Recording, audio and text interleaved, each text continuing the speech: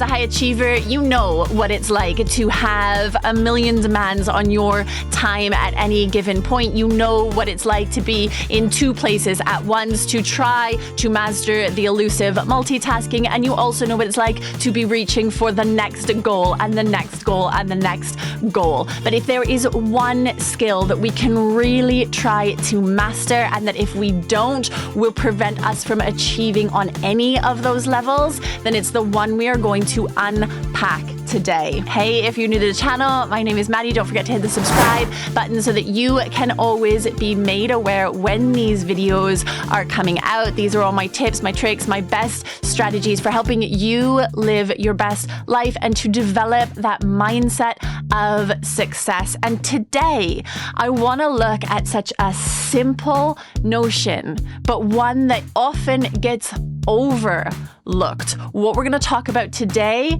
is your focus. Now, being able to master your focus can be such an incredible game changer if it's not one you already have. But listen up, if you are saying to me right now, no, I'm focused, I've got this, I'm focused, just make sure that you have all the tricks up your sleeve, because it is when our life becomes most full that we're gonna need it. And yet it is in those moments where we can so easily lose focus, and that's when things start to not go to plan, when you start to lose those opportunities. And we don't want that to happen. But the other thing is, when you've mastered your focus, suddenly you are able to build success upon success upon success. So the level that you thought you were working at suddenly raises 10, 20, 30% just by harnessing the power of focus. So today in the video, I'm going to give you 3 quick wins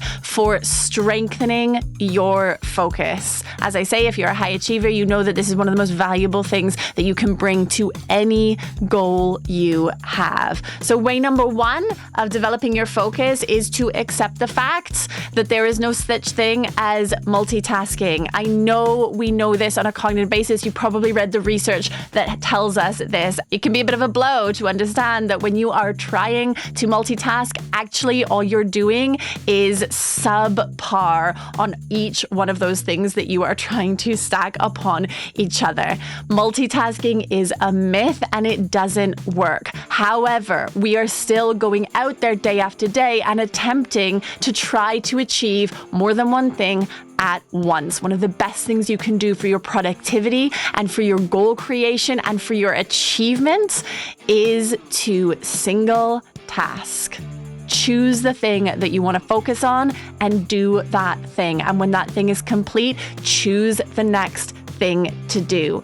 Now, what's really important to remember is that this goes for everything that you are trying to achieve, whether it's work-related, business-related, relationship-related, home-related, self-care related. By giving the gift of our singular focus to whatever it is we're trying to achieve, not only will it mean that you can achieve it much better and to higher standards. This is what science tells us, what the research that has been done on this tells us.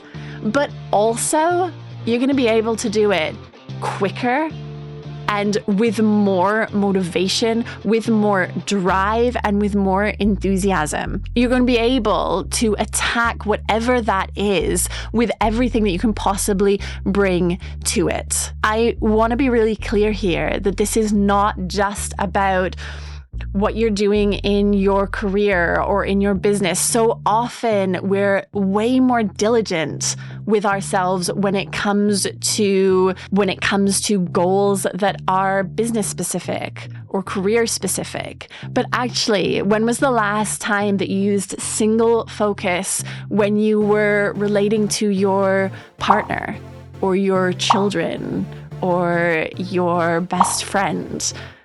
When you are engaged in relationships with other people, when you are connecting, you also need to use that single focus.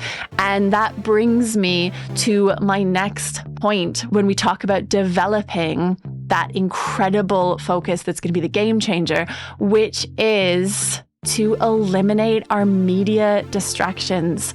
If you want to achieve in life, you've got to be disciplined with yourself about closing up shop, taking the tech out, putting your phone away, turning it off, getting it out of the bedroom for starters. Why do we have our phone on our bedside table? What good can that possibly serve us? By the way, just while I'm on that, buy an old-fashioned alarm clock. Use an alarm clock. Don't use the alarm on your phone anymore, because the moment we use the alarm on our phone, either we're looking at it just before we go to bed to set the alarm and of course get sucked into any notifications that are there or our social media accounts, and you're looking at it when you first wake up in the morning. So let's not even go into the damage that blue light is causing you, but you are also being bombarded with external influences in those first precious moments when you wake up in the day. Now look, that is obviously a topic for another video, and if you are interested in how to do a tech detox, please make sure to check out all of my resources. You can